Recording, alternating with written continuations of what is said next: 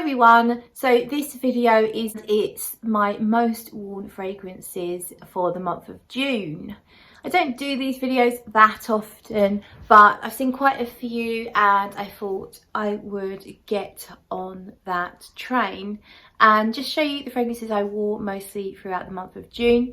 So here we go. So I would say that most of these are designer. All but one actually, believe it or not. And I think the reason is because I bought a lot of designer fragrances in May and June. I went on a bit of a binge, but they were all the more affordable side of things. So that's why, for a change, I'm not being an indie head or a niche head here. I am pretty much a designer head. So shall we start?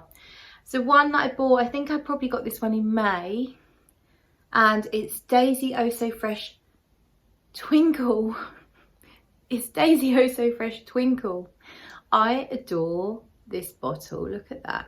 This is discontinued, and I think it was, I don't know if it was limited edition, but you can't really get it anymore. I got this one on eBay. Nice big, it's 75ml bottle, and I got this one used on eBay. I heard it was nice.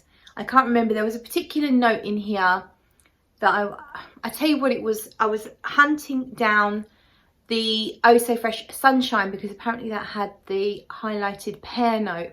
But doing my research, I found out about this one as well, and I really wanted to try this one, and I can't remember why, and I can't even remember the notes, but I really wanted to try Daisy Oh So Fresh Twinkle. And I think as soon as you know something's discontinued, it kind of, it's like when it's wanting that thing that you can't have, so you end up going after it harder.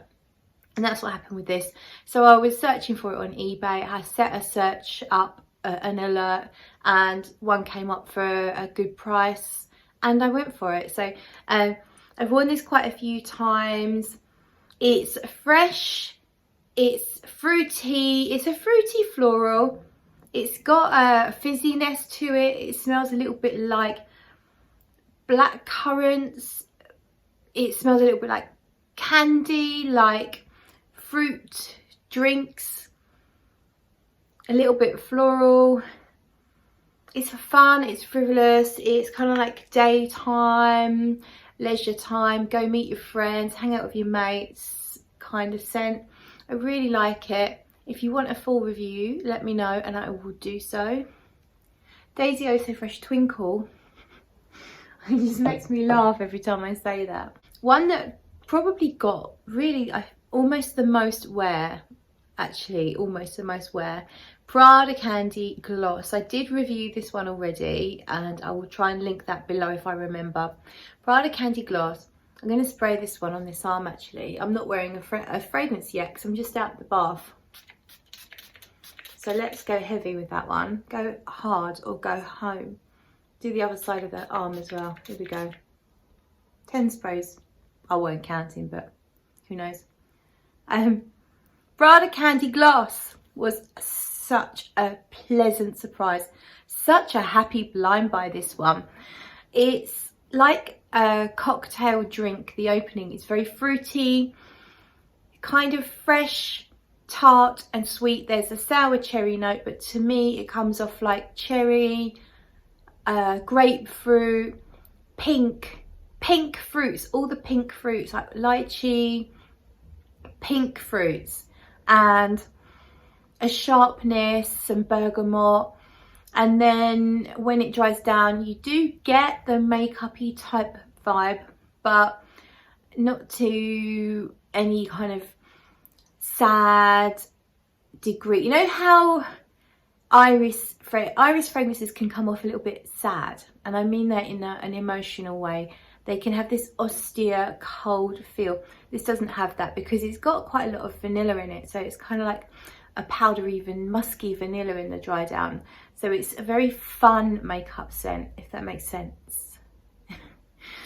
Anywho, I wore it a lot. I got it almost full. I can't actually see how much is left, but I would say I put a decent dent in that one, because it's just a really fun and delicious fragrance that I really enjoy wearing. And it's been quite hot, so it's actually got a good deal of freshness, so I feel comfortable wearing it even on the really hot days. So I love that, really love that. And another one I've been wearing a lot, well, I've worn a lot of it to try and figure out how I feel about it. And this is one that I recently just unboxed on my channel. It's Dolce Gabbana Light Blue Escape to Panarea. I got it because it's got a pear note in it. Someone recommended it to me, and I wanted to test it out to put it in my pear video, which I did. But I tested it again today, just on the one arm, and I like it. I like the opening. The opening's nice. You can smell the pear. There's other citruses. There's definitely bergamot going on in here. Feels like there's a touch of vanilla in the background, although it's listed as tonka.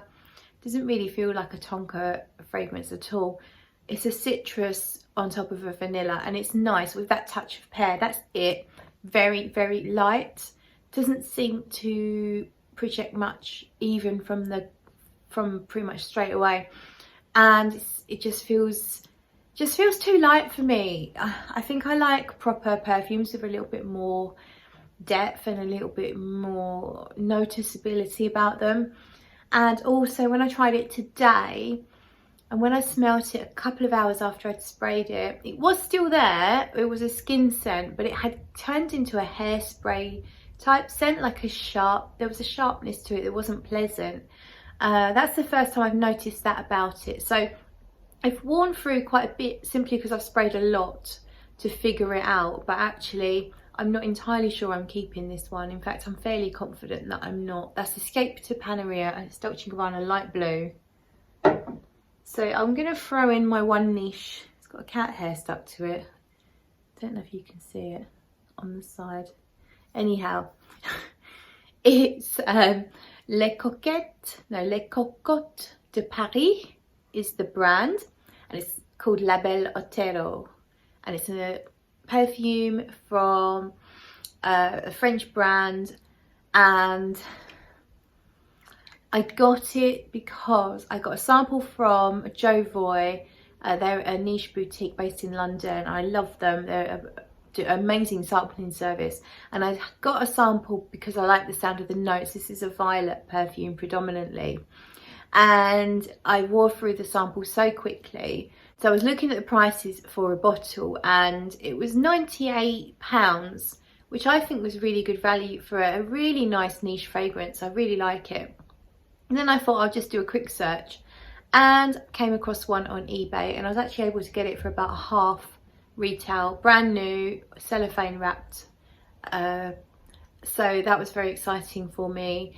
And this is sort of a magical mystery fairy dust kind of scent. It's very strong on the violet. To me it smells like mint, a fresh kind of natural fizzy mint mixed in with the violet. It's unusual, but I really like it. I probably wouldn't pick this for a night out because I wouldn't know that everyone would appreciate this fragrance. And in actual fact, my friend smelt this the other day, and she said there was something funky in there, something dirty. I don't get that at all. I really don't. But yeah, I wouldn't be wearing this one if I felt like being if I felt like I wanted to be attracting people. Not because I don't think it's attractive, but I don't know that I would feel confident everyone thinks that's attractive. But I really like it. Yeah, it smells like enchanted fairy villages. I don't know. It's just really nice. Violet. To me, it's violet and mint. There's a lot of other notes, but to me, it smells like violet and mint mostly, and it's kind of fizzy, but not aldehydic. I like it very much. I've been wearing it a lot to bed, and just having the odd spray. I've also been layering it. It's definitely a good one for layering because it's quite simplistic. So the other day I wore Elie Saab's Essence No. 1, the rose one, because that's a very simplistic rose. And then I did just one spray of that as well, and that smelled really good. Yeah, Les Cocottes de Paris, Les Belle Ortero. And yeah, I'm really happy to have that. I like it very much. The next one is my Legs Akimbo Lady. This is Scandal à Paris. I like to show, I don't know why I have to do that. Scandal at Paris. So it's a flanker to the original Scandal. I did compare, I had a sample of the original Scandal and I compared it to this one. I got this because of the Pear video, and this was a blind buy, and I absolutely love this one as well. So it's a very successful blind buy. Notes of honey and jasmine, pear, and I think there's probably a bit of vanilla. I'm not entirely sure actually, but it's this perfect combination of fresh. There's some fresh notes, there's some sweet notes. It feels to me like the ingredients are all dipped in honey. So you've got flowers, but the flower petals are dipped in honey. You've got pear, but the pear's dipped in honey. It's not like you just go up to a jar of honey and sniff it. That is not the honey that you get in here. It's a lighter honey, and I really like that. I don't always enjoy honey. I like the way it's done in here. It's just the components inside are dripping with honey, and it's a really sexy fragrance that can be worn day, night, or at any occasion. It's one of the most versatile fragrances I've smelt in a long time, and I feel so confident when I'm wearing it that I just know that I smell really good. So that's Scandal à Paris.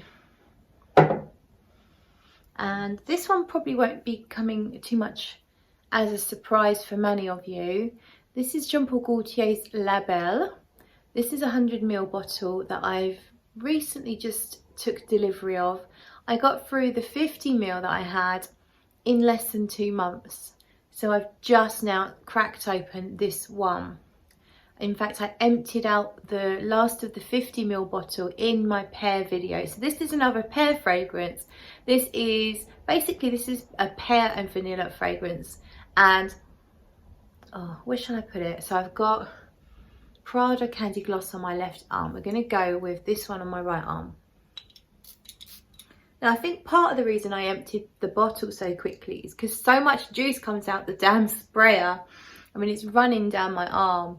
So that is part of the reason why you'll get through that quite quickly. The other reason is that it's really addictive. It is very, very addictive. So there is a little bit of a freshness. There is some bergamot actually in here. And to me, I feel like there's some extra sugary notes. So it's not just pear. Imagine if you condensed the pear and then you glazed it in sugar. So imagine your glazed caramelized pear dipped in sugar, and then you serve it up with some warm custard, and maybe you just spice that custard a little bit as well, because I feel like there's a bit of spice in here. Not sure what sort of spice, nutmeg, maybe even a touch of cinnamon, but just imagine all of that on your skin.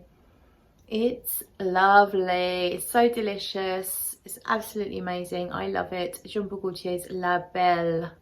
And then finally, we've got this one. It's Clean Reserves Radiant Nectar.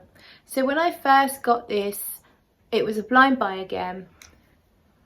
And when I smelt it, I really liked how it smelled. And I think I did it in a live, I think I did a live unboxing with this one as well. And I loved how it smelled, but it felt quite light to me. And I've worn quite a lot. I've sold a couple of decants, so I haven't used that much. But I have worn quite a lot because it felt quite light. I now realise it's not as light as I thought it was, because I've worn it to bed and still noticed it in the morning, albeit not strong, of course. I've worn it out and about and noticed it as I've moved around. I wouldn't say it's heavy like Jean Paul Gaultier's La Belle is heavy. It's only got pear and Brett-seed, which is like a musky type scent. I can't remember what else is in here, but it smells to me like there's some ambroxan, which is kind of like an addictive woodsy scent that's supposed to smell like ambergris a little bit. It's in a lot of things because people really like how it smells. and it also helps a fragrance to disperse and be, you know, diffuse in the air, and I think it also helps with longevity. It's quite, to me it smells like biscuits. It smells like pear and biscuits. That's the cat doing that on the thing. It smells like pear and biscuits.